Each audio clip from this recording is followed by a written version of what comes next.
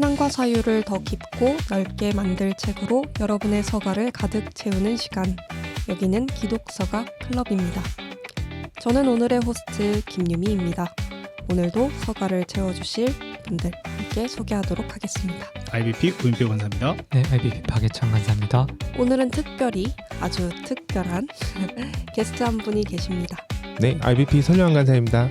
기독서가 클럽은 우리 시대 그리스도인이 마주한 한 가지 주제를 놓고 4명의 독서가가 정성껏 책을 고르고 함께 이야기 나누며 사유하는 팟캐스트입니다. 봄이 성큼 찾아왔습니다. 다들 이 봄이 반가운 손님이실지 궁금한데요. 누군가에게는 힘찬 보약의 시기로, 누군가는 설레는 만남의 시기로 기억될 이 계절이 저 같은 비염, 알레르기 환자에게는 영 반갑지 않은 손님이기도 합니다. 여러분은 인생에서 영 반갑지 않는 손님을 어떻게 맞이하시나요? 시인은 삶이 우리를 속일지라도 슬퍼하거나 노여워 말라고 했지만 저는 될 수 있는 대로 열심히 슬퍼하고 노여워하는 편입니다. 오늘의 주제는 도대체 고난은 왜 우리를 찾아오나입니다. 본격적인 주제로 들어가기 앞서서 가벼운 이야기부터 나눠보겠습니다. 봄은 여러분들에게 어떤 계절인가요? 반가운 손님? 아니면 얼른 집에 갔으면 하는 손님인가요? 네. 오늘 게스트 중에 새로운 분이 계셨죠? 네. 저희 청어람 ARMC의 박현철 간사님을 대신해서 대신해서는 아닙니다. 네, 스페셜한 특별 게스트가 와 계신데요. 한번 더 소개를 해주시면 좋을 것 같아요. 네, 안녕하세요. 저는 IBP 편집부에서 일하고 있는, 주로 편집자로 일하고 있는 설려한 간사입니다. 네, 박현철 대표님 대체할 수는 없고요. 대체 불가능 영역 같고 그냥 오늘 잘 깔아주시는 판에 술가닥 살짝 얹어놓고 가겠습니다. 요한님이라고 불러도 되나요? 간사님이라고 저희가 계속 네, 불렀죠. 네. 요한 간사님은 봄 좋아하세요? 네, 근데 저는 사실은 특별히 선호하는 계절이 없고 그냥 계절이 오면은 그냥 오는 계절 그냥 그대로 즐기는 편이에요. 봄을 즐기시는 특별한 방법이 있으신가요? 아, 추위가 간다? 추위가 간다? 그 자체를 즐기시는군요. 네네. 아니 박현철 대표님 어디 가셨습니까? 박현철 대표님은 지금 감사 받고 있으시다고. 사무실에서 감사를 받고 있습니다. 이게 사람이 자리를 비우면 이제 호되게 당한다는 걸 좀 알아야 되니까 뒷담화 한번 시원하게 할까요? 봄은 총회의 계절이기도 한 것 같아요. 듣고 보니까. 그래서 사무실에 따라서 다들 어떤 회기로 뭐 한 해를 보내시는지는 모르겠지만 청어람은 봄에 총회를 보통 하고 그래서 봄이 아주 바쁜 관계로 대표님도 바쁘게 한 주를 보내고 계신 줄 압니다. 저희는 이제 봄이 되면 제가 이제 입사한 이래 그 4월이 3, 4월이 되면 항상 소개하는 책이 있습니다. 그 박예찬 간사가 첫 책으로 이제 편집한 책인데 송영원 교수님의 사이에서 그 책이 아주 벚꽃을 닮았습니다. 표지가. 그리고 아주 젊은이들이 읽기에 되게 이제 마음이 싱숭생숭해지는 이 시기에 읽기 아주 좋은 책이라서 이 책을 좀 다시 소개할 예정이고요. 저도 봄 되게 좋아하고요.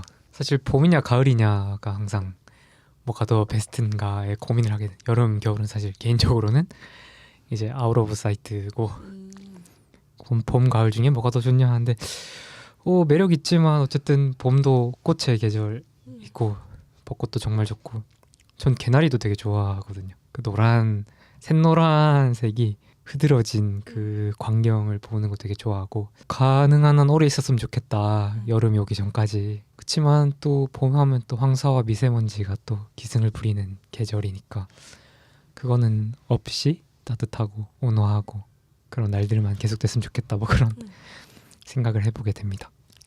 제가 지금 다니고 있는 학교도 교정이 이쁘기로 굉장히 유명한 학교여서 어제 딱 등교한 길에 만난 산수유를 보면서 봄이 오긴 왔구나 하는 생각을 했어요. 확실히 자연의 풍광에 따라서 계절의 변화를 실감하게 되는 것 같습니다. 본격적으로 한번 에피소드로 들어가 볼까 하는데요. 봄이 우리를 찾아오는 것이 이상하지 않듯이 자연스럽듯이 고난이 우리를 찾아오는 것도 이상한 일이 아니구나 하는 생각을 해봅니다. 피할 수 있다면 피하고 싶지만 피할 수 없는 노릇이어서 고난인 거겠죠. 다 알면서도 그래도 다시 한번 묻고 싶습니다. 도대체 고난은 왜 우리를 찾아오는 것일까? 이 고난과 함께 우리는 어떻게 살 수 있나? 고난이 떠난 자리, 우리 곁에는 무엇이 남나? 고난을 둘러싼 수많은 질문들에 대한 답이 될 수 있는 여러 권의 책, 한 권씩 살펴봅시다. 사순절 기간이기도 하고 또 그래서 고난이라는 주제를 가지고 왔는데 제가 주제를 골랐지만 책을 고르는데 약간 어려움을 겪었습니다. 쉽지 않은 주제이긴 한 것 같아요. 어려운 것 같아요. 네. 그래서 어떤 이야기를 어떻게 나눌 수 있을까 하다가 제가 좋아하는 소설가에게 한번 기대가 봐야겠다 하고 박완서 소설을 저는 골랐고 그 중에 나의 가장 나종 진이인 것 이번에 나온 주디 할머니 단편집 박완서 단편 베스트 10편에 실려있는 단편 소설입니다. 요 나의 가장 나종 진이인 것 요 제목부터 이야기를 해보고 싶은데요. 혹시 이 제목 무슨 뜻인지 감이 오시나요? 요 제목은 시에서 따온 제목이에요. 김현승 시인의 눈물이라는 시의 한 구절인데 이 김현승 시인은 기독교인이기도 하고 그의 시 세계에서 이 기독교적인 생각들이 가득 담겨 있다고 평가받기도 하는 시인인데 이 시를 조금 살펴보면 덜어는 옥토에 떨어지는 작은 생명이고죠. 흠도 티도 금가지 않은 나의 전체는 오직 이뿐 더욱 값진 것으로 드리라 하올제 나의 가장 나종 진이인 것도 오직 이뿐 아름다운 나무에 꽃이 시듬을 보시고 열매를 맺게 하신 당신은 나의 웃음을 만드신 후에 새로이 눈물을 지어주시다. 눈물이라는 시거든요. 내가 가장 나중에 지니게 될 것 그것을 눈물이라고 말하는 시이고 박완서 소설가가 나의 가장 나종 진이라는 이름으로 비슷한 맥락에서 슬픔을 다루고 있는 이야기인 것 같습니다. 김현승 시인과 박완서 작가의 공통된 경험이 있는데 그건 바로 자식을 잃었다는 거예요. 그래서 아마도 당연히 박완서 작가의 이유 단편집에는 박완서 작가의 본인 경험이 좀 녹아져 있다고 보여져요. 왜냐면 이 소설의 주인공도 자식을 잃거든요. 이 단편 소설의 내용은 A라는 사람의 목소리로만 가득해요. A가 자신의 손윗동서와 하는 통화의 내용이거든요. 근데 손윗동서의 목소리는 거의 등장하지 않고 이 A가 일방적으로 이야기하는 것만 이 소설에 실려 있는 거예요. 그래서 마치 읽는 사람으로 하여금 A랑 같은 지하철에 타서 옆자리에 앉은 그래서 A와 통화하는 그 사람의 목소리는 들리지 않고 A의 목소리로만 저 사람들이 어떤 대화를 하고 있구나 유추할 수 있는 그런 이야기의 구성을 가지고 있어요. 모노 드라마인 거죠, 일종의. A는 손윗동서와 어떤 대화를 먼저 나누냐면 제삿날을 까먹은 할머니, 증조 할머니의 제삿날을 까먹은 이야기로 시작해요. 내가 왜 그 날을 까먹을 수밖에 없었는지에 대한 이야기이거든요.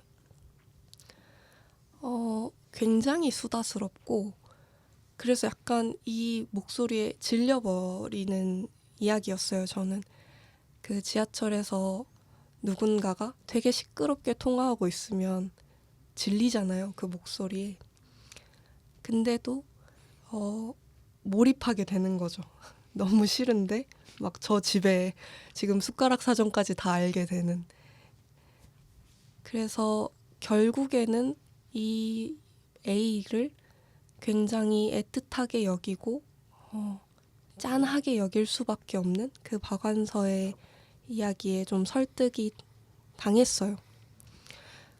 자식을 잃는 슬픔은 어떤 말로도 표현하기 어려울 거고 그래서 무어라 말하기 어렵겠지만 이 이야기를 듣다 보면 읽다 보면 나에게 없었던 경험까지도 있다고 믿게 되는 그런 작품이었던 것 같아요. 그리고 이 작품 속에 박완서의 그 작품 세계에서 되게 많이 등장하는데 한국의 현대사가 굉장히 긴밀히 연결되어 있거든요. 그래서 A의 아들도 그 민주화 운동을 하다가 죽는데 이 죽음을 굉장히 의미를 부여하는 듯한 장면도 묘사가 돼요. 그치만 그 슬픔이라는 것은 아무리 내가 이 죽음에 의미를 부여하려고 해도 어쩔 수 없이 슬프다. 슬픈 것은 어쩔 수 없다. 이런 이야기도 함께 담겨 있는 것 같았어요. 그래서 저는 이 작품을 가지고 오면서 여러 가지 주제를 이야기할 수 있겠다 싶었는데 이 작품의 형식 때문인지 내가 이렇게 힘든 것을 나는 누군가에게 털어놓을 수 있을까? 이런 질문이 저에게 생기더라고요. 그리고 A에게 이 전화 통화를 할 수 있는 손윗동서가 있어서 다행이다. 이런 생각까지도 하게 됐어요. 누군가에게 자신의 이야기를 이렇게 두서없이 그리고 그 감정을 듬뿍 실어서 이야기할 수 있다면 이 사람은 힘든 와중에도 살겠구나. 이런 생각을 했던 것 같아요. 그래서 저는 고난을 이야기할 때 나의 이 고난 중의 상황을 나눌 수 있는 누군가가 나에게 있는가, 내 마음을 쏟아낼 수 있는 존재가 있는가, 이런 질문을 여러분과 함께 나누고 싶었습니다. 임표 간사님과 예찬 간사님이 서로를 압박했어요. 혹시 근데 요 이야기 아셨나요?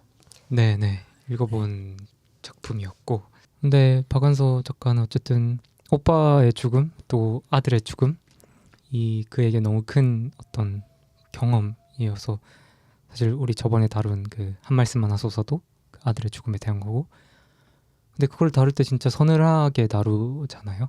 거의 이제 앞뒤를 가리지 않고 있는 그대로 날 것으로 들이받는 그런 거여서 사실 이 그 동창의 아들에게 느끼는 그 감정이 너무나 뭐랄까 섬뜩하면서도 아 진짜 그럴 수 있겠다라는 생각을 좀 했었던 것 같아요. 조금 덧붙이면 요 이야기의 끝에 동창의 아들이 나오는데 동창의 아들은 매우 아파서 누워만 있어요. 동창이 그 아들을 돌보는 일이 너무 힘드니까 계속 욕지거리를 하거든요. 이 왼수 뭐 이러면서. 근데 그 장면에서 너무 부러운 거예요. 이 A가. 나도 저렇게 만질 수 있으면 좋겠다. 이런 감정이 막 이렇게 쌓여 있고 그게 막 폭발하죠. 그 이야기를 해주셨고 근데 박완서 작가가 정말 대단하다고 느낀 건 그에게 아들이 죽은 경험이 있고 그리고 그에게 딸들이 있잖아요. 근데 이 작품에도 살아있는 딸들이 나와요. 근데 그 딸들이 그 엄마한테 굉장히 쏘아붙이거든요. 난 엄마가 나를 쳐다보는 눈빛만 봐도 너무 징그럽다. 이런 워딩은 아니었지만 정확한 워딩은 아니었지만 그 아들 대신에 내가 죽기를 너 바라지. 나 대신에 걔가 살았으면 너는 이렇게 슬퍼하진 않았을 거야. 이런 식의 대사들이 나오는데 이렇게까지 말을 할 수 있구나 싶은 점에서 대단한 작가라고 느끼죠. 그런 면에서 보면 이 질문으로 조금 돌아가 보면 그러니까 내 마음을 쏟아낼 수 있는 어떠한 박완서 작가에게도 어쨌든 이 글이라고도 할 수 있을 것 같고 어떤 특정한 인격 대상이라기보다는 글을 쓰면서 그거를 좀 토로한 면이 있겠다라는 생각이 들고 그러면서 뭐 개인적이진 않지만 최근에 그 햄릿이라는 영화를 봤거든요.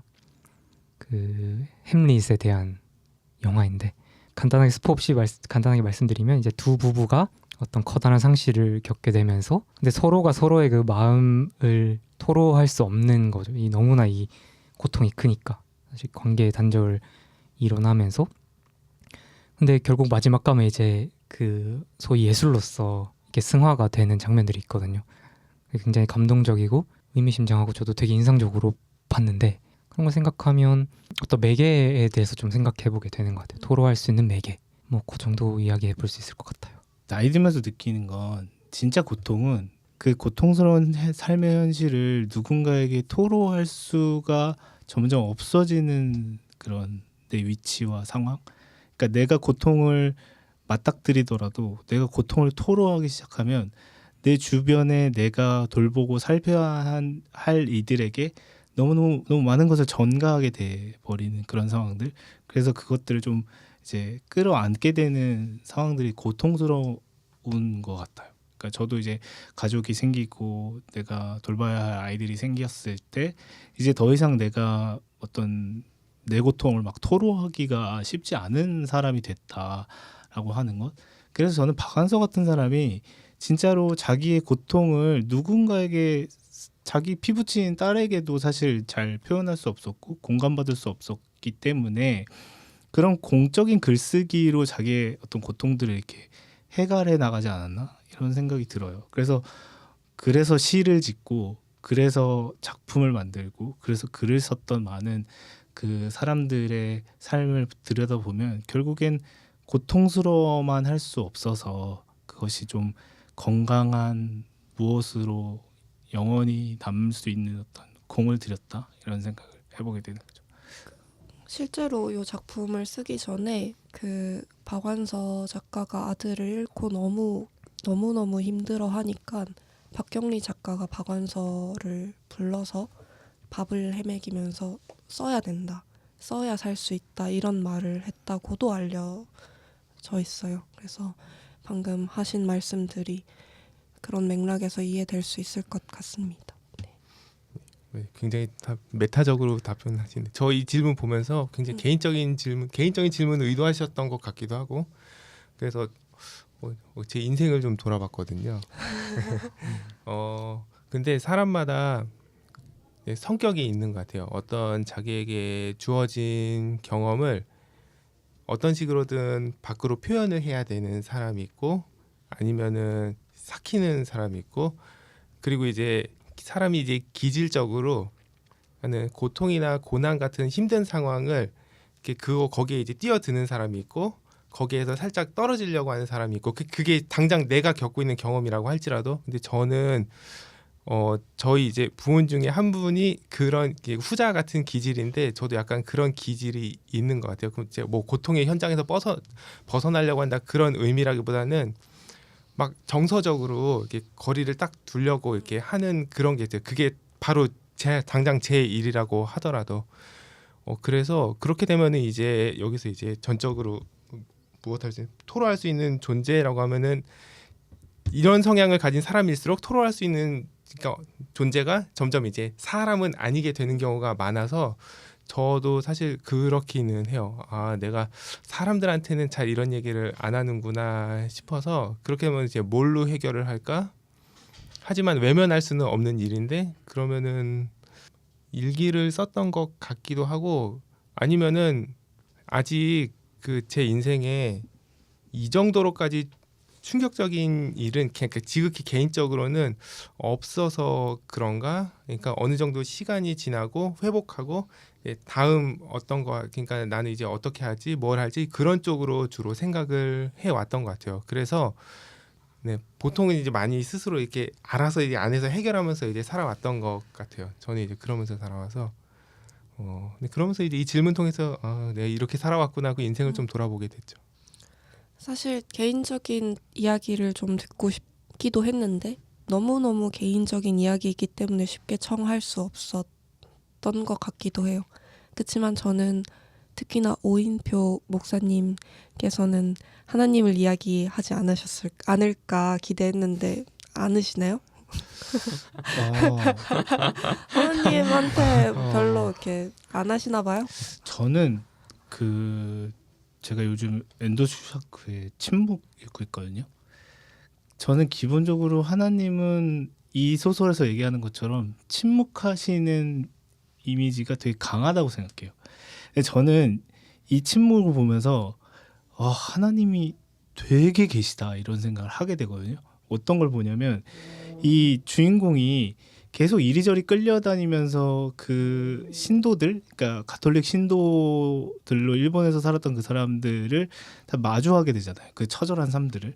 근데 그 사람이 갈 때마다 뭘 하냐면 그 사람의 고해성사를 듣고 그 사람을 축복하고 그 사람에게 빵과 잔을 나누고 성찬하고 그런 일을 계속 벌여요. 근데 그런 일을 계속 벌이면서 뭐라고 하냐면 하나님은 왜 이 침묵하시는지 모르겠다. 하나님은 어디 계시냐. 이 얘기를 다 자꾸 묻거든요. 근데 그걸 스위치해 보면 거기 있는 일본 땅에서 신도로 살았던 사람들은 그 사람을 통해 하나님을 봤을 거라는 거예요. 그러니까 저는 하나님을 얘기하는 건 너무 좋은 일인 것 같아요. 목사로서도 강단에 나가면 여러분 하나님이 여러분의 고통을 들으십니다라고 하기도 하죠. 그런데 정말 이런 생각을 하기도 해요. 그러니까 실제로는 내가 오늘 당신에게 하나님의 말씀을 전하는 거야 이기도 하고 반대로는 오늘 내가 당신의 이야기를 듣고 있어 하나님의 마음으로. 그러면 당신이 오늘 나에게 얘기한 게 하나님께 고한 그 것이 아닐까?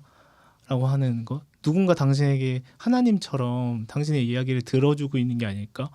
이런 생각을 하게 되는 거죠. 그러니까 사실은 제가 뭐 목사이긴 하지만 하나님을 덜 얘기한 건 내가 답답해서 내 고통 가운데 있지만 내 자식 앞에서 내가 고통스럽다는 걸 막 너저를 수 없으니 너저분하게 이렇게 펼쳐놓을 수 없으니 나 혼자 삭히고 있다는 것을 알아주는 신앙인이 있다면 그게 하나님이 들어주시는 것 같아요.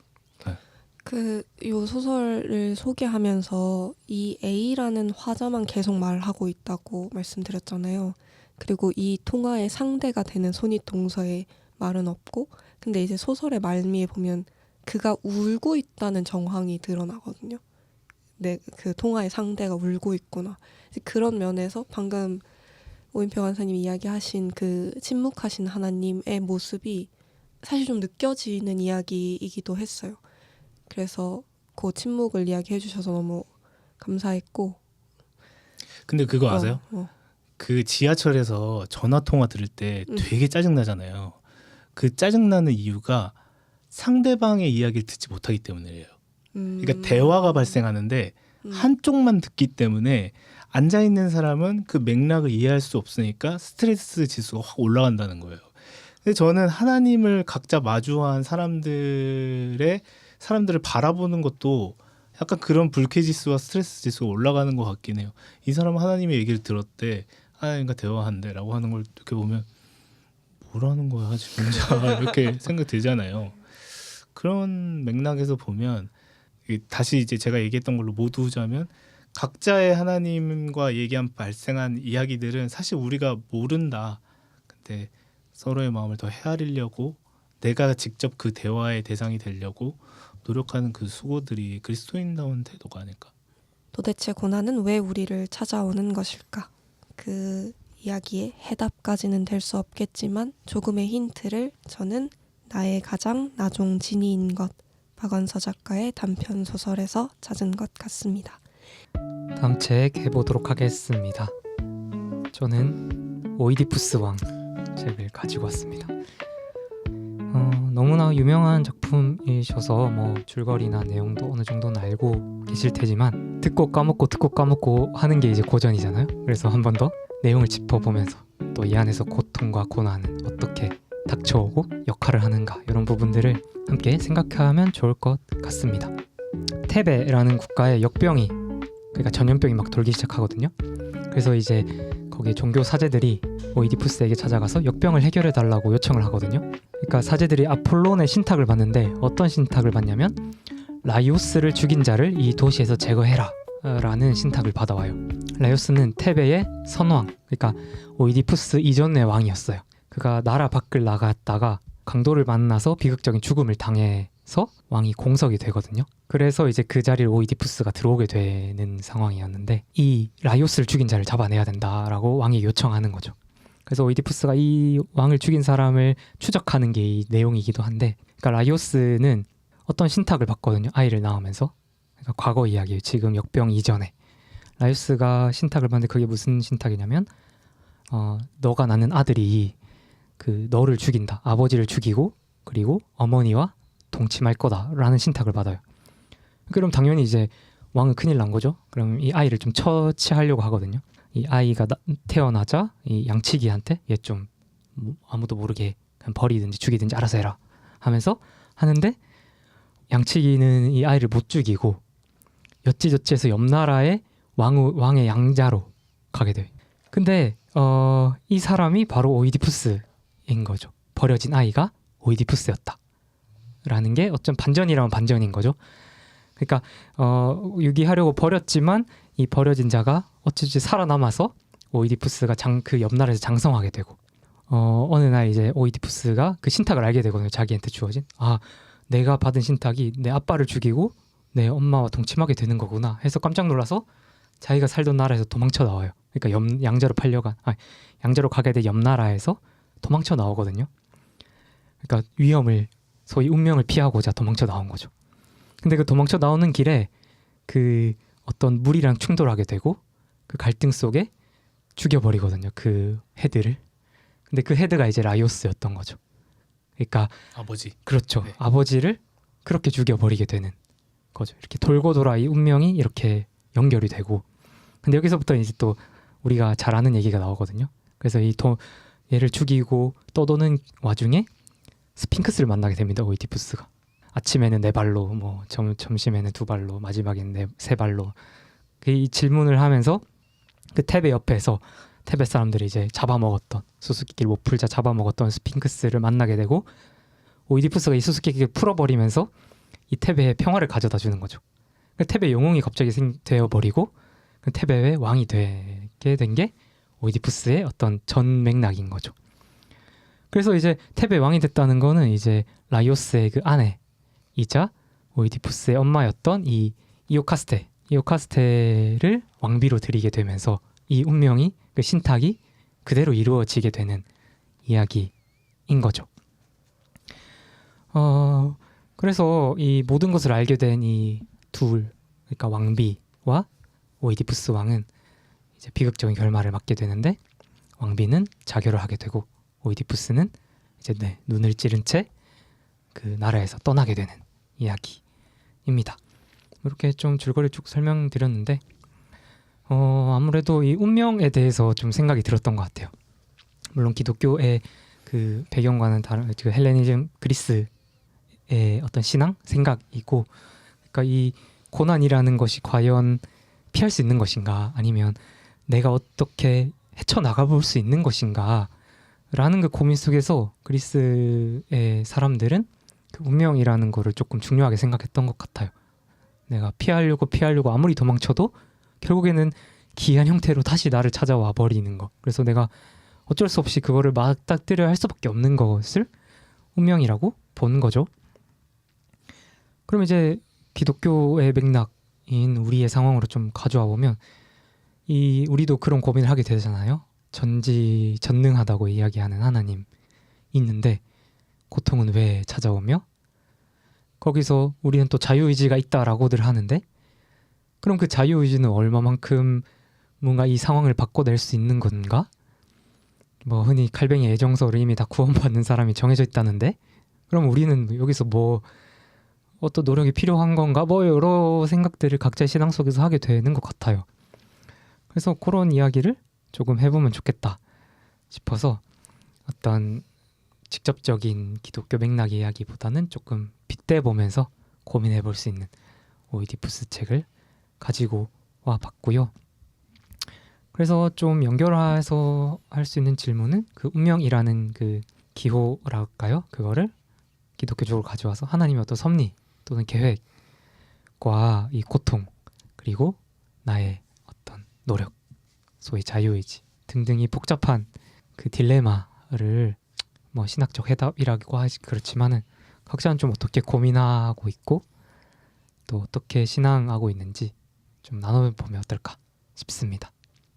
이거 들었어요. 와 이거 어떻게 하려고 그러지? 왜냐면은 운명과 자유의지 관련 뭐 오이디푸스 가지고 여러 가지 이야기를 할 수 있겠지만 이거 정말 어떻게 다루려 그러지? 그래서 저는 이제 개인적으로도 나는 이거 어떻게 생각하고 있지? 근데 이제 이따가 제가 제 책 하면서도 할 수도 있겠는데 저는 이게 내가 신앙인이 맞나 생각이 드는 게 뭐냐면 저는 신탁이 그러니까 하나님의 뜻 이런 거에 대해서 별로 그렇게 개의치를 않는 편이에요. 그러니까는 그냥 그러니까 이렇게 얘기하면 내가 나는 어떻게 해야 될까 주로 이제 여기에 초점을 맞추면서 살아왔던 것 같아요. 물론 제가 이제 자라온 신앙 배경은 굉장히 보수적인 배경이라서 뭐 예정, 섭리 이런 거 많이 얘기하지만 저는 결국에 그래서 뭐 어쩌라는 건가, 우리는 어떻게 살아야 되지, 이제 이런 거에 좀 더 초점을 두면서 살아왔던 것 같아서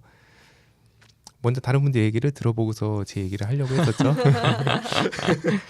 이럴 때 목사님이 한번 그러니까 사실은 예정론이라고 하는 게 우리의 삶을 되게 옥죄버리는 그 어떤 자율성을 되게 굉장히 이제 제한하는 방식으로 이제 해석되긴 하지만 실제로 칼뱅이 얘기한 예정론의 그 기본은 결국엔 하나님이 예정하셨다는 건 예정은 하셨다는 그 하나님의 전능성은 인정하지만 예정한 것이 누구인지는 사실 알지 못한다는 것이 전제인 거예요. 그러니까 이제 예정된 사람은 어떻게 삶을 사느냐, 그 삶의 모습을 보고 이 사람이 예정된 사람인지 아닌지를 알 수 있다라고 하는 것으로 우리가 기본적으로 알고 있다면, 사실은 칼뱅의 예정론은 모두의 운명이 정해져 있으니까 지 마음대로 살아라가 아니라 모두의 운명은 정해졌으나 그건 하나님의 뜻이기에 모른다.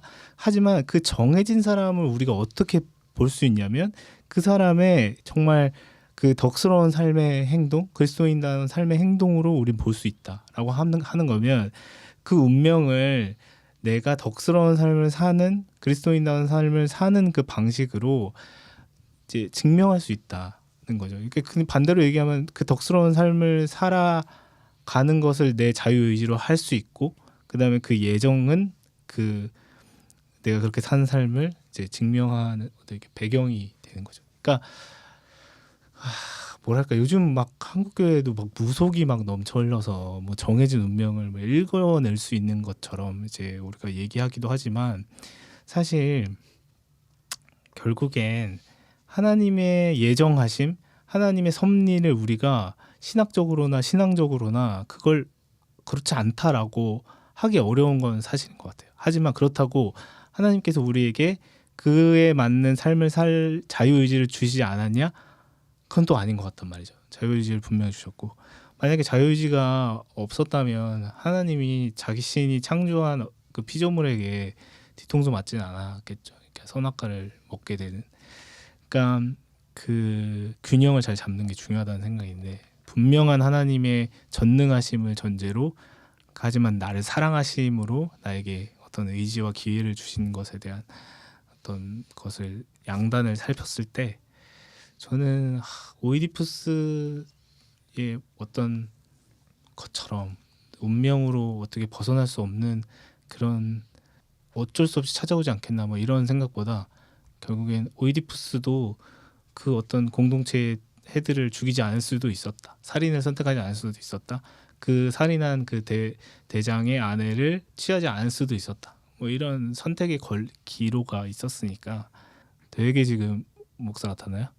오늘 지금 나에게 목사의 정체성을 굉장히 강조하는데 네. 지금 유일한 목사시기 때문에 원래 두 명이 있다가 그렇죠. 한 명이 있으면 그립습니다. 우리의 웃음 버튼이었는데 지금 웃음이 하나 없네 지금.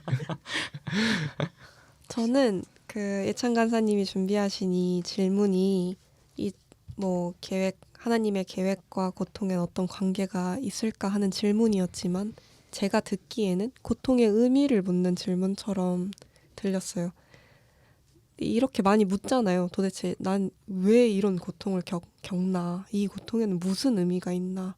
하나님께서 나에게 무슨 말씀을 주시려고? 이런 굉장히 상투적인 문장들이 있는데, 저는 그 이야기를 들을 때마다 약간 화가 나요. 저는 고통에는 의미가 없다고 생각해요. 고통은 그냥 고통이고, 고통의 의미를 부여하는 순간 상처받는 사람들이 필연적으로 생긴다고 생각하거든요. 그래서 우리는 더 모르는 걸 모른다고 말할 필요가 있고, 없는 것은 없다고 말할 필요가 있다고 생각해요. 그래서 어떤 관계가 있는지 모르겠고 내가 아는 바대로 이야기하면 고통에는 의미를 발견할 수 없었다. 고통은 의미가 없다라고 말하고 싶어요. 지난 학기에 저 이렇게 얘기하니까 되게 수업을 열심히 듣는 학생인 것 같아서 약간 기분이 좋아지는데 지난 학기에 제가 욥기를 공부했어요. 욥기를 그리고 발제하고 욥이 고통받는 그 상황, 하나님은 욥에게 도대체 무슨 짓을 한 건지 이런 걸 공부를 하면서 제가 열심히 발표를 했거든요. 근데 수업이 끝나고 한 분이 저를 붙잡으시는 거예요. 발표 너무 잘 들었다고. 그리고 그분이 덧붙이시는 말이 이제 본인의 이야기를 이야기해 주셨어요. 본인이 어떤 고통을 근래에 겪었는지, 이제 그래서 당신의 말이 나에게 어떻게 와 닿았는지. 사실 좋았다고 말씀해 주신 건데 저는 그 순간에 너무 도망가고 싶었어요. 내가 도대체 무슨 짓을 한 거지? 내가 아무것도 모르는데 아무 말이나 했다. 이런 생각이 막 들어서 창피해지는 거예요. 막 도망가고 싶고. 근데 그때도 일기에 뭐라고 썼냐면 최대한 말을 하지 말아야겠다. 모르는 것을 조금이라도 아는 척 해서는 안 된다. 이런 이야기들을 막 썼던 기억이 나요. 그래서 이 질문을 받았을 때도 내가 무슨 관계가 있다고 생각한들 말하지 말아야겠다. 모른다. 나는 조금도 알지 못한다. 하나님의 뜻을 내가 어떻게 아냐라고 대답해야지. 이런 생각을 했습니다.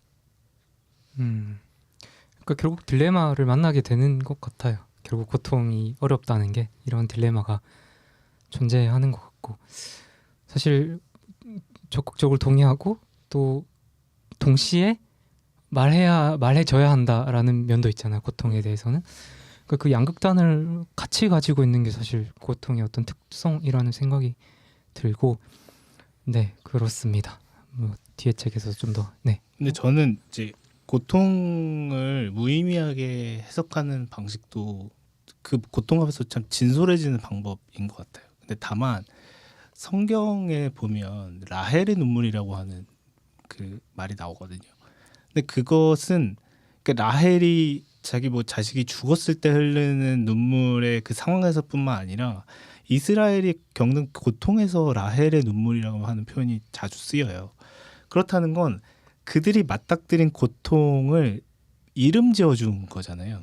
그러니까 거기에 어떤 의미를 부여해 준 거죠. 그러니까 그 고통받는 사람에게 그것을 깨끗하게 희석시키는 방식도 물론 아주 좋은 방식이지만 그것이 어떤 의미가 있음을 명명해 주어서 그것으로 슬픔의 길을 의미 있고 그 주변의 사람도 그 슬픔의 깊은 공감이나 뭔가 교훈을 얻을 수 있는 방식으로도 모두는 방식도 있는 것 같아요. 네. 말을 좀 더 붙이고 싶은 건 그런 거예요. 그러니까 내가 말을 아껴야겠다라고 했던 건 나는 고통에 비껴나 있는 사람으로서 고통에 대해서 특히 발표 시간에 이야기했던 것 같아요. 사실 조금 더 첨언을 하면 그 발제에 제가 사회적 참사를 다뤘거든요. 근데 저를 찾아오신 분이 사회적 참사의 유가족 분이셨어요. 그래서 그분은 그 이야기를 너가 발표 시간에 해주어서 원우들과 함께 이야기 나눌 수 있어서 너무 고마웠다라고 하셨지만 물론 그런 면도 있지만 곁에 있는 사람이 말을 아끼고 그 가운데 있는 사람이 말을 더 할 수 있는 환경을 마련해 주는 것이 더 필요한데 내가 너무 주제 넘었다? 라는 순간이 그 순간이 들었거든요. 누군가를 향해서 그렇게 생각했다기보단 제가 제 스스로한테 그런 생각을 했고 그래서 내가 말을 아껴야겠다라고 한 건 그런 면에서 한 걸음 좀 떨어져 있는 사람은 입을 좀 다물고 그 한복판에 있는 사람이 직접 자신의 고통에 대해서 말할 수 있을 때까지 기다려주고 그가 무언가 말하려 할 때 귀 기울여주는 일이 더 필요하겠다 이런 생각을 했던 것 같아요. 그래서 장례식장에서 가장 좋은 인사가 딱히 드릴 말씀이 없습니다. 래요. 그 진짜로 아픈 사람 앞에서 1대1로 진솔하게 하고 우리가 다 겪는 고통이자 이렇게 말하지는 않는 건 맞는 것 같아요. 그래서 유명한 사람이 얘기한 것처럼 진짜 딱히 드릴 말씀이 없다. 당신이 고통을 내가 잘 모른다라고 해주는 그 진솔함도 고통을 함께 분담하는 아주 좋은 방법인 것 같습니다.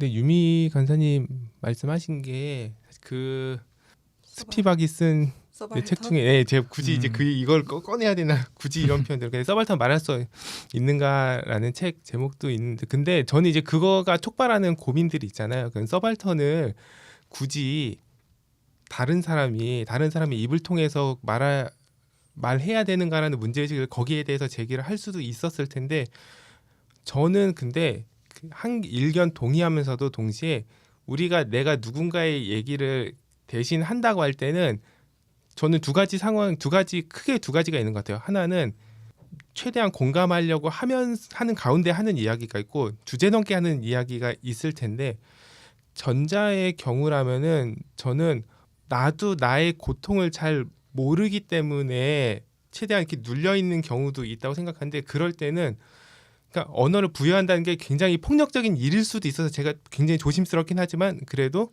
그러니까 거기에 언어를 부여해주는 게 필요한 순간들은 있는 것 같아요. 그래서 그런 것 근데 얼마나 섬세하게 하느냐라는 문제가 있겠죠. 그래서 거기에 이제 의미를 부여한다가 될 수도 있겠고 물론 이제 이 얘기 하려고 했던 거 아니었는데 근데 여태까지 이제 그 하나님 신 가지고 했던 얘기 중에 굉장히 폭력적인 경우가 많아가지고 이제 그건 좀 조심스러워 해야 되지만 우리가 위로라고 하는 것도 예를 들어서 나와 거리가 먼 사람에게 어떤 슬픈 일이 생겼다 그러면 그 사람에게 위로할 때는 아까 임평 선생님 말씀하신 것처럼 정말 드릴 말이 없습니다가 정답이 될 수도 있는데 굉장히 그 관계의 맥락들이 얽혀 있고 그러니까는 약간 뭐라고 표현해야 될까? 약간 다른 식으로 표현해 보자면 그러니까 서로 조롱하면서 친할 수 있는 관계 사이에서는 위로의 양상도 다를 수 있다고 생각해요. 물론 이제 그것이 욥의 새 친구처럼 굳이 여기까지. 근데 어쨌든 네.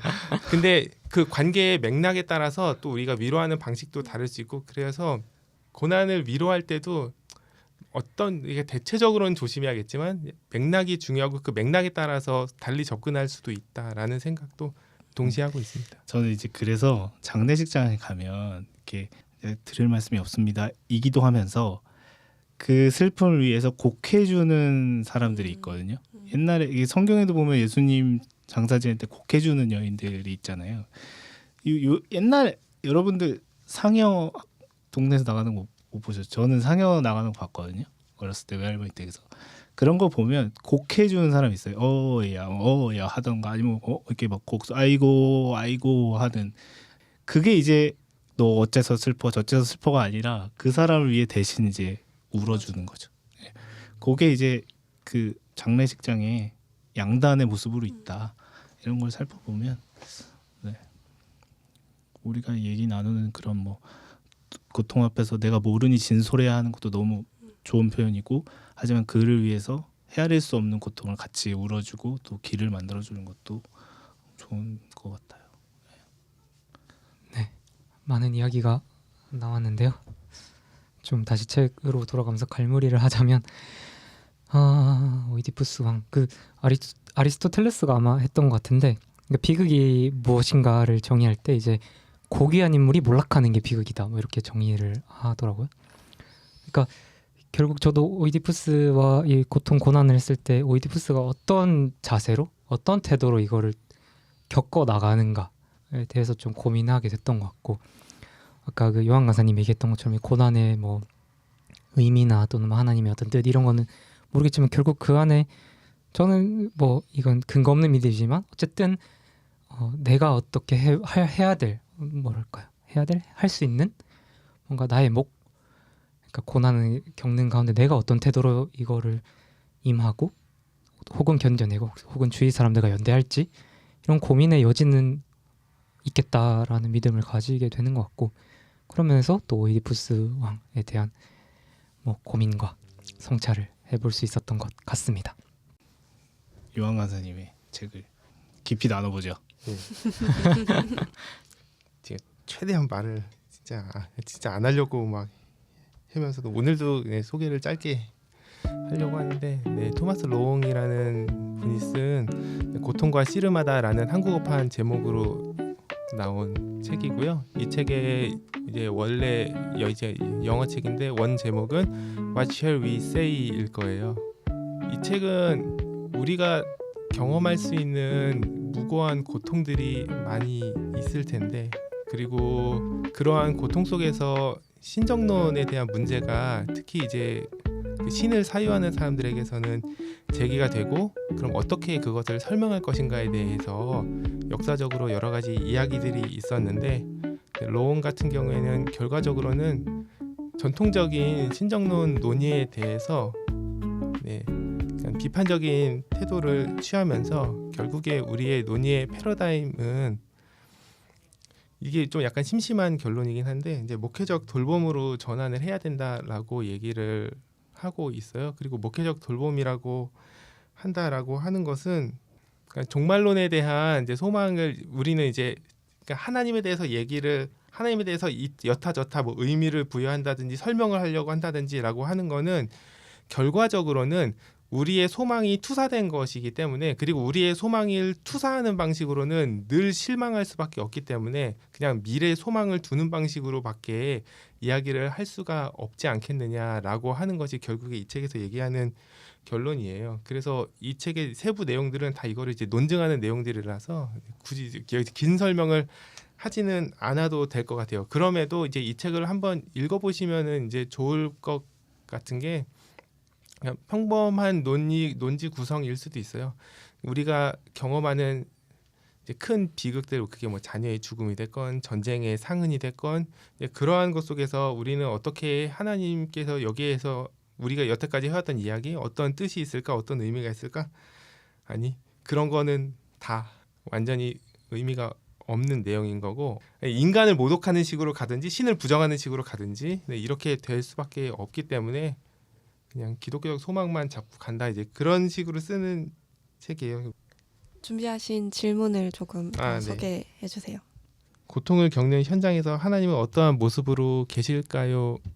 인데요. 이게 아까 저는 결국에는 하나님이 어떤가, 그러니까는 하나님의 뜻이 뭘까? 하나님에서 그것보다는 내가 어떻게 해야 될까? 이제 그런 부분에 좀 더 초점을 맞췄던 것 같아요. 그리고 하나님의 뜻이라고 하는 거는 나의 상황에 대한 의미라기보다는 그냥 하나님은 그냥 성경에서, 그러니까 기록을 통해서 많은 것을 말씀을 해 주셨기 때문에 그러면은 그것에 합당하게 오늘날 우리 어떻게 살아가는 게 좋을까, 이제 그런 부분에 좀 더 초점을 맞추면서 살아왔던 것 같아요. 그래서 제가 사실은 오늘 책을 원래는 제럴드 시처 하나님의 뜻으로 할까도 생각을 했었는데 너무 뻔한 것 같아가지고 약간 틀었던 거고. 네, 그래서 하나님은 어떤 모습, 많이 못 트신 것 같은데 근데. 약간 네. 그리고 그냥 제가 원래 언제 또 나올지 모르기 때문에 원래 제가 진짜 하고 싶었던 책은, 근데 이거 주최했다 박현철 목사님이 할 것 같아서 오늘 막 얘기해서 죄송해요. 갑자기 막판에 할 것 같은데, 그 작년에 번역된 책 중에 그 잔해 속의 그리스도라는 책이 있어요. 그 문트 아이작이라는 이제 팔레스타인인 그리스도인이 쓴 책인데, 그게 이제 그 지금 이스라엘 팔레스타인 분쟁 가운데 그것이 이제 단순히 비단 몇 년 전 그런 현대 일이 아니라 긴 역사를 70년 넘는 역사를 갖고 있는 제노사이드의 역사다라고 하는 이제 그런 주장이 이제 길게 써는 책이고, 도대체 서구 신학 니네들 뭐 하는 거냐라는 일종의 약간 신학적 고발 성격의 책이기도 한데, 근데 이 책은 사실 박현철 목사님이 더 잘 소개할 것 같아서 그 했었죠. 파일럿에서 소개하지 네. 않아요? 파일럿 방송 아니나 보시면 다를까. 맞아요. 네. 그래서 원래 이제 이런 책들, 지금 상황이 물론 지금 이제 이란 이스라엘 미국 전쟁은 과는 약간 다른 얘기긴 하지만 그래도 이제 중동에서 있었던 지금 악인들의 전쟁이라고 저는 생각하고 있고, 무슨 피카레스크 영화 보는 것 같아요. 근데 실제로 현실이기 때문에 훨씬 잔혹하고, 그래서 거기에 이제 뭐 미국이 이란을 폭격한 첫날에 이제 그 초등학교를 폭격을 해서 175명이 사망하고 이제 이런 것들을 보면서 나름대로 신실한 신앙인들이란 말이죠. 그들이 뭐 기독교인들은 기독교인이 아니라고 할 수도 있겠지만, 근데 여기서 도대체 하나님의 뜻은 어디 있는 건가, 이제 그런. 근데 그 며칠 뒤에는 트럼프에게서 미국의 이제 보수 복음주의 목회자들이 찾아가가지고 안수를 하고서 이 전쟁에 담긴 하나님의 뜻을 얘기를 하고 축복을 하고 이제 그런 모습을 보면서 예, 그래서 사실 그냥 이 책을 그냥 할까 하다가 그냥 다시 그냥 틀어서 그냥 기본적인 신정론 책으로 가지고 제자리에 온 왔습니다. 것 같은데 친구 들어서 그러면 이제 네. 하나님은 고통받는 현장 속에서 어떠한 모습으로 계실까? 저는 그냥 뻔한 대답으로 하고 싶어요. 함께하는 모습으로 계실 것 같아요. 그 함께함이 어떤 양상인지는 모르겠어요. 몸으로 함께하는 걸 수도 있고, 뭐 말로 덧붙이는 게 될 수도 있고, 뭐 그게 후원이 될 수도 있고, 근데 어떤 식으로는 근데 네 실제로 이 땅이 물질적으로 살아가는 우리들에게서 어떤 식으로든 함께하는 데서 네 나타난다고 저는 저는 일단 네, 그렇게 생각을 합니다. 저는 옛날에 교단에서 일할 때 이 교단에서 그 교단의 전체 교육 어떤 체제를 바꾸는 어떤 일을 했었는데 거기에 참여한 회의 참석자 중에 제가 가장 어렸어요. 그러니까 아직 신학생이었을 때 그 분들이 막 되게 어려운 이야기들을 막 나누고 오갈 때 저는 이제 후배기도 하고 어리기도 하니까 이제 침묵할 수밖에 없었죠. 근데 어느 날 저도 뭐 번뜩이는 아이디어가 생기니까 얘기하고 싶어서 이제 얘기를 했는데 이제 선배들이 막 눈치를 줬죠. 근데 그 중에 그 모임을 인도하시는 목사님께서 뭐라고 했냐면 우리가 저 청년의 이야기 들어보자. 여기 하나님이 함께 하셔서 저 청년에게도 은혜로운 이야기를 나눌 수 있게 허락하신다면 우리가 들어봐야 되지 않겠냐 이렇게 해서 제가 그때 되게 어린 나이였음에도 불구하고 그 되게 어른들 앞에서 되게 중대한 문제를 할 때 뭔가 발언할 수 있는 기회를 주셨을 때가 생각나거든요. 그러니까 사실은 이 얘기를 왜 하냐면 하나님이 그 어떤 모습으로 계시냐라고 하는 걸 고민해 보면 고통 가운데 누군가의 모습으로 계실 것 같아요. 그러니까 이 전쟁이 일어나는 가운데 고통 가운데 엄청난 압박과 뭔가 폭력에 맞서서 평화를 외치는 누군가에게서 우리는 하나님의 모습을 볼 수 있고 그래도 그 땅에 들어가고자 그 땅에 가서 어떤 사람들을 구하고자 마음을 쓰고 또 재정을 쓰고 직접 가기도 하는 그런 여러 모습들을 보면서 우리는 그 고통이라고 하는 그 한 점에만 집중해 있으면 하나님이 안 보일지 모르겠지만 좀 더 시야를 멀리 보면 그것을 해결하기 위해 수많은 이들이 염원하거나 움직이는 모습을 통해서 우리 하나님을 볼 수 있지 않은가? 지난해 12월 25일 날 그 길거리에 나와서 예배드렸는데 그때 우리가 할 수 있는 게 그 한국 땅에서 뭘 많이 할 수 있겠어요. 근데 같이 기도하고 예배하고 그 나라 땅에서 나온 것으로 성찬하고 함께 뭐 재정을 모으고 하는 여러 행동을 보면서 하나님은 여전히 일하고 계신다라고 하는 걸 느낄 수 있었습니다. 뭐 딱 타겟하는 대답은 아닐 수 있지만 저는 이 고통의 문제에서 옛날에 되게 충격받았던 두 가지 이야기가 있는데 그중 하나가 오늘 얘기 나왔던 침묵에 딱 그 책 첫 장을 딱 넘기면 그 나오는 문구가 있잖아요. 그 내 얼굴을 밟고 지나가라. 나는 너에게 밟히기 위해서 존재한다. 뭐 이런 문장이 있죠. 그 뭐 다들 아시겠지만 이제 예전에는 이제 그 일본에서 그리스도인을 색출할 때 이제 예수님 얼굴을 밑에 두고 밟고 지나가면 이제 용서, 안 밟으면 이제 너는 끝장 이런 거기서 나온 어떤 소설 속 문장이 제일 앞에 있는데 그게 되게 놀랐었고 생각해 본 적 없는 어떤 하나님의 모습이 이렇게 하나가 있었고 또 하나는 어떤 책인지 기억 안 나는데 그 유대 랍비 중에 이제 아들을 잃고 쓴 신정론에 대해서 쓴 책이 있어요. 그게 신정론이 그거죠. 하나님은 이제 사랑이다, 선하다, 하나님은 전능하다, 사실상 고통이 있다. 그게 너무 자기가 너무 고통당하면서 그 아마 홀로코스트도 지나면서 같이 그 역사적 맥락도 있었던 걸로 기억해요. 그래서 그러면서 그 랍비의 결론은 하나님의 전능성을 내가 버리겠다 이 얘기를 하거든요. 좀 파격적이긴 하지만 결국에는 하나님의 그 핵심 알맹이는 사랑이라는 거, 고통당하는 사랑이 더 자기가 봤을 때는 우위에 있어야만 한다. 버려야 된다면 전능성을 버려야 한다. 뭐 이 정도로 과격한 주장을 하는데 그게 조금 놀랐었고 그 고통 당하는 가운데서 하나님은 어디에 있는가라는 어떤 생각에 좀 그 각도를 좀 바꿔줬던 두 가지 에피소드여서 그 기반 위에서 좀 생각을 해보는 것 같아요. 결국 가장 중요한 거는 고통 가운데 하나님이 가장 계시고 그 위에서 우리가 어떻게 신앙할 수 있을까 뭐 이런 정도로 생각하고 있는 것 같아요. 아까 말씀하신 그 책이 그게 그 내용이 이 책 2장에서 얘기를 하고 있는 내용이에요.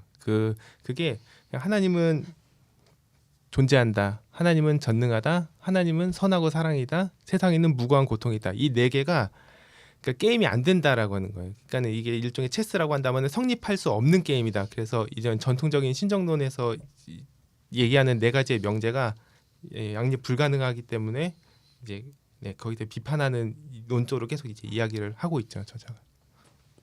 저는 두 가지를 이야기하고 싶었는데 아까 요한 간사님 말씀하신 그 이란의 초등학교 학생들을 그 소식을 저도 뉴스를 통해서 봤어요. 근데 그 뉴스 헤드라인에 이제 그 참사의 피해를 받은 이제 학생들의 숫자가 나오는데 저는 그 숫자에서 너무 자연스럽게 사실 세월호 참사를 좀 떠올렸던 것 같아요. 얼마 전에 왜 그랬는지 모르겠지만 어떤 알고리즘의 인도하에 세월호 참사의 그 단원고 학생들의 이름을 다시 한번 볼 기회가 있었는데 그 이름이 그 반으로 이렇게 구분되어 있는 뭐 1반에 뭐 누구누구누구 2반에 누구누구누구 이렇게 구분이 되어 있는 이름표였거든요. 그 초등학교에서 그렇게 집계된 표를 본 것은 아니지만 그 숫자를 본 순간 1반에 누구누구누구누구가 죽었겠구나. 2반에 누구누구누구가 죽었겠구나. 이런 식으로 제가 175명을 감각하게 되더라고요. 그러니까 그 숫자가 단순한 숫자가 아니라 그 한 학생이 보냈을 이전까지의 어떤 시간들까지 셈하게 되는 거예요. 그 학생은 학교에 가기 전에 집에서 엄마랑 아빠랑 동생이랑 이런 대화를 나눴을 거야. 밥 먹고 가라. 너 왜 밥을 안 먹고 가려고 하니? 3숟가락만 먹고 가라. 저는 보통 학교 가기 전에 그런 식의 대화를 부모님이랑 나눴으니까 그런 게 또 이렇게 연관되어서 제 머릿속에 막 상상이 되는 거예요. 그러니까 그 사건이 단순한 숫자로 읽히지 않고 어떤 한 사람의 이야기로 읽혀버리니까 너무 끔찍한 거죠. 그 숫자가 너무너무 끔찍했어요. 그런 현장 가운데서 하나님은 어떤 모습으로 계실까? 나조차도 이렇게 끔찍한데 이런 장면들이 상상이 되는데 그는 어떨까? 이런 게 이어서 생각이 되었던 것 같고 두 번째 장면은 저도 현장 기도회에 이렇게 종종 나가면 그 기도회의 임례송으로 옥바라지 선교센터에서 만든 빈자리 있습니다라는 찬송을 많이 부르는데 그 찬송의 앞 가사가 뭐냐면 주님 오세요 빈자리 있습니다 이런 가사로 시작해요. 1절의 가사가 이렇게 시작되고 2절의 가사가 여러분 오세요 빈자리 있습니다로 시작하거든요. 현장 기도의 준비를 조금 돕다 보면 제일 먼저 하는 건 사실 의자를 까는 일이에요. 그 포장마차 의자 같은 되게 싸구려 플라스틱 의자를 이렇게 깔아놓고 아주 시끄러운 거리 한복판에서 이제 예배가 시작되는 거죠. 그때 이 노래에 맞춰서 되게 많이 기도했던 것 같아요. 얼른 오세요. 주님 오세요. 이 자리에 오셔서 이 예배 함께 해주세요. 이 이야기를 들어주세요.